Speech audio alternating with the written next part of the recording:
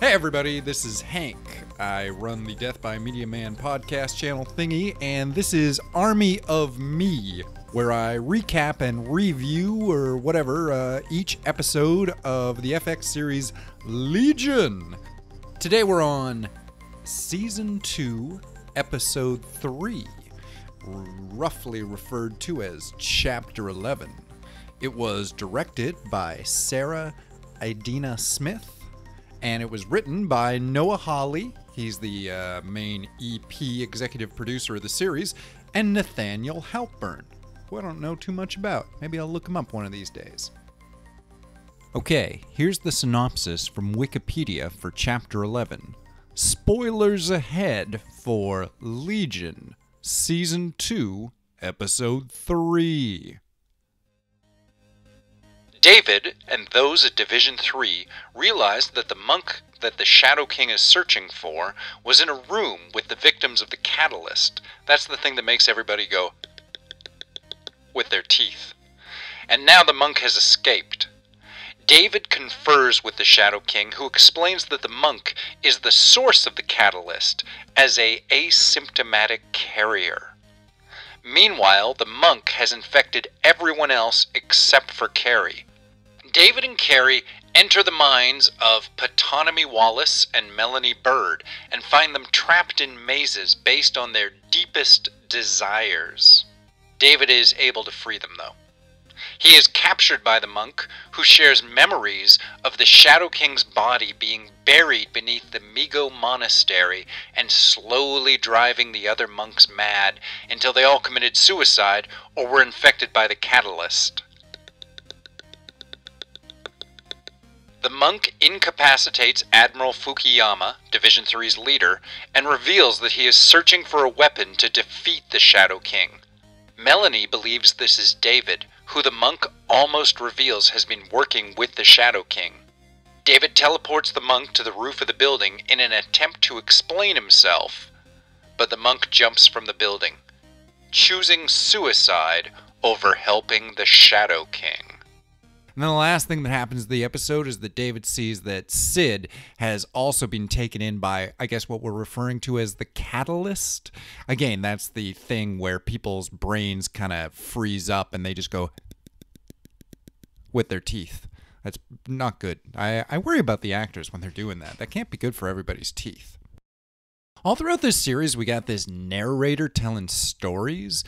In each episode, he seems to be telling something that thematically connects up with the rest of the episode. Like in this one, he's talking about the nocebo effect. Now, I'm told that the narrator is, what's his name from, that show everybody liked, Mad Men. It's,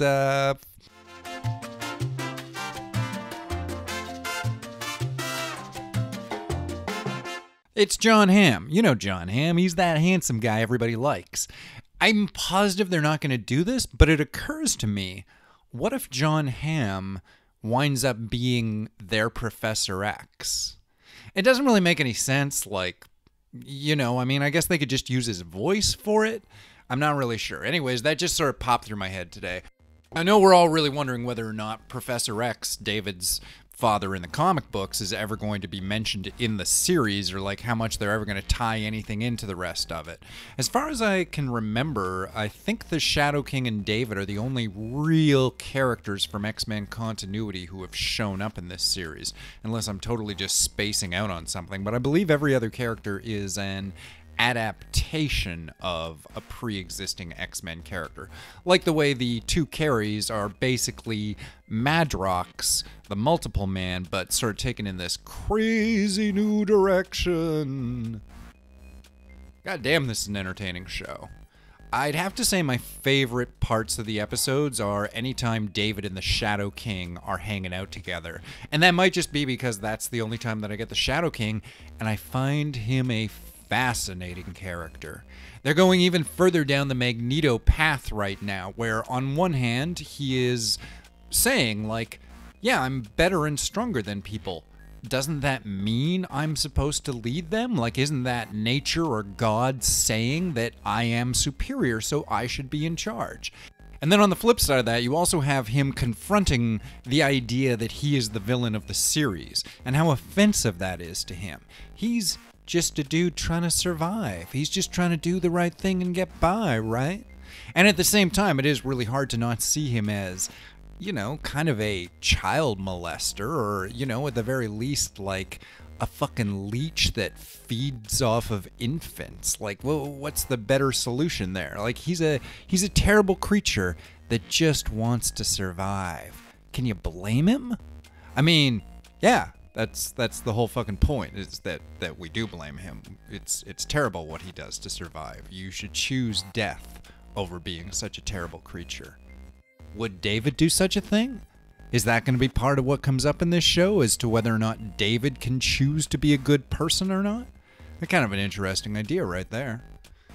David's certainly in that situation where he's doing the wrong thing for what he believes to be the right reason. He's still very attached to the idea of helping the Shadow King, and this seems like such a stupid idea. Like, I'm surprised that David trusts his vision of the future and Sid in the future so much that he's just blindly, like a fucking lapdog, just following along with, oh, I guess we gotta find the body, and I guess I better betray and risk the lives of every other fucking human being around me, let alone on the fucking planet.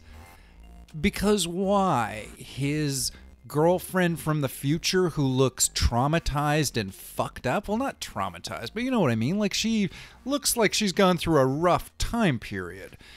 And this is the person that David is willing to risk the entire planet Earth on? I don't know, man. It seems pretty dumb. We got a repeating cow in this episode.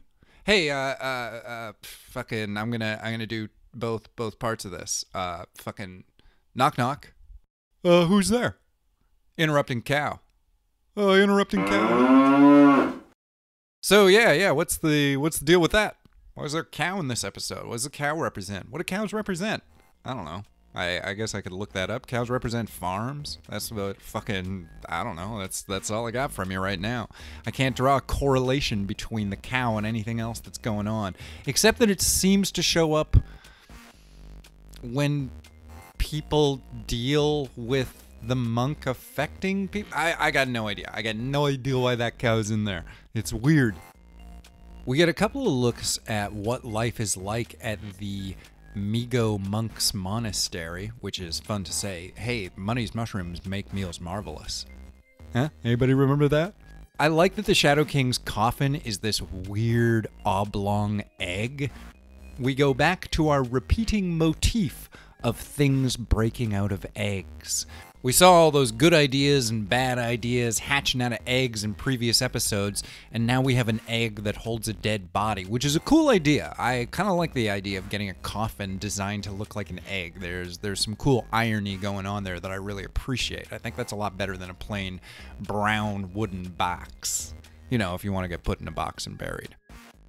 But the bit where it's trying to force its way out, like, what is that? Is the Shadow King's body, how much of a will does it have? Is it just trying to find the Shadow King? Well, I guess it's time to once again talk about a Grant Morrison comic, and specifically talk about the Doom Patrol comic books. In the Doom Patrol comic books, you got the character Robot Man, who is a human brain put into a robot body after his human body was destroyed. At one point, the character goes through this whole thing where he gets separated from his robot body, and then his robot body comes awake, and the two of them start having a debate as to who should really be in charge of the body. The body wants to be in charge. It wants to go out dancing and have fun and fall in love, and the brain just wants to, like, do its normal stuff and, like, live life and, you know, be an efficient human being, except it's a robot. Anyways, it's this whole big thing, and then this monkey and another severed brain come in, and they're in love, and it's a really wonderful story. I think you should check it out. It's,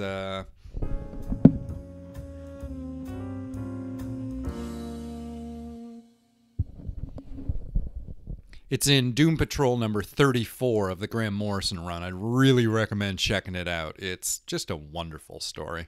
So yeah, what other cool stuff do we got going on in this episode? We get to see that Lenny is losing her shit being trapped inside the Shadow King. Apparently, she's tried to kill herself a whole bunch of times. We get to see her trying to kill herself on camera a couple of times in this episode. There's a cool little bit where she sticks a gun up to her head and it just blows bubbles out the other side of her brain. I like those kind of effects. I like Aubrey Plaza. Who doesn't, though? You know, like that's like saying rain gets you wet. Everybody loves Aubrey Plaza. She's just incredible. She's so surly and mean. I loved it when she was Julie Powers in Scott Pilgrim. Man, remember Scott Pilgrim? That was a good fucking movie. We never talk about that anymore. We never talk about Scott Pilgrim. It kind of feels like Scott Pilgrim should be a like Netflix series now, you know? It should be like 7 one-hour episodes. Bring back Edgar Wright and everybody else. Fuck it. Let's see if we can make it again 10 years later. Nah, forget about it. Forget about Scott Pilgrim. Let's fucking deal with David Haller and Legion and fucking Shadow King. Again, I like this idea that the Shadow King and David are reflections of one another. They are both single entities that contain a multitude. David contains a multitude of himself. The Shadow King contains multitudes of the other people he's kidnapped over time. I guess I kind of jumped over the bit where we go inside people's minds. We go inside Ptonomy and Melanie's minds and we see sort of what their ideal worlds would be. Ptonomy imagines living in a world where he never has to remember anything, and Melanie seems to imagine a world where she is the ultimate prime arbitrator of what reality is. I guess sort of illustrating how out of control her life feels like it is now. Like it feels like everybody else is always making her decisions for her. I feel like that's a theme that I can see running throughout the show. Free will! What should you get to decide for yourself? The Shadow King thinks that he was a really good ruler. I was just listening to a thing that was talking about how badly JFK screwed up the Cold War and almost brought on World War III. So, you know, everything's interpretation. Anybody's a good guy or a bad guy. I mean, what's that fucking... It's just all... It's written by the winner, right? So, is the Shadow King a bad guy? I mean, yeah, the Shadow King's a bad guy. He touches little kids inside their brains and fucks with who they are. He's a terrible person. Is David a good person? Well, he's done some shitty things so far, but I don't think he's crossed any ultimate lines that he can't cross back yet. I mean, he has taken some actions which has resulted in people dying, but not specifically consciously by choice, and he is trying to prevent more deaths from happening. He's trying to do the right thing. At the same time, David is kind of selfish and fucked up and flawed deep down inside, so it's hard to say how much good he can ever do anybody and how much he is just going to look out for David's interests, all the David's interests. Anyway, that's just a whole bunch of weird thoughts about watching this latest episode of Legion Season 2 Episode 3. It aired last night. Today's Wednesday. I watched it a couple of times. Put it on my headphones and cleaned my room while it was playing so I could listen to all the weird little details. And motherfucker is it full of weird little details. I love the monk's voice. There's a point where he hijacks Fukuyama's speaking system, and that's cool. But then there's another bit where David's just talking mind to mind, and the effect in the way that the monk talks, I don't know. It's very pleasing to me. Too bad he's dead. Oh, well, he was too good for this world. Alas, goodbye, you precious monk. Off you go, tumbling off the side of a tower, and dead. Gonna be a lot of people dead by the time this show's over, I suspect. I don't know if anyone's gonna make it out of this one alive. Annie Hoozits. I have once again been Hank, and you've been listening to my little recap program for Legion. I call it Legion FX. I don't know why. You could just call it Legion. Nobody called it Lost ABC. Just call it Legion. And this is my little recap program for Legion, which I call Army of Me. Yeah. You've been listening to it. I've been inside your head whispering weird little thoughts. Listen to all these weird little thoughts. They're inside your head now. Just like, I don't know, what else you keep in there? Memories of cool stuff. Maybe some cake. I bet you got a bunch of cake up in there. Up in your little cake brain. All right, I am just rambling on senselessly at this point. So I'm going to say goodbye, and I will catch up with you later on. I will catch up with you later on in the week when I do Army of Me 2, which is my Legion recap conversation I have with Polychromatic Cat. I hope you're listening to those two. And I'll be back next week with Legion fucking Season 2, Episode 4. I guess that's chapter 12. Chapter 12 next week. Anyways, I've been Hank. This has been Army of Me, talking about Legion. And you've been just wonderful today. Thank you so much for listening. I'll talk to you later. Bye.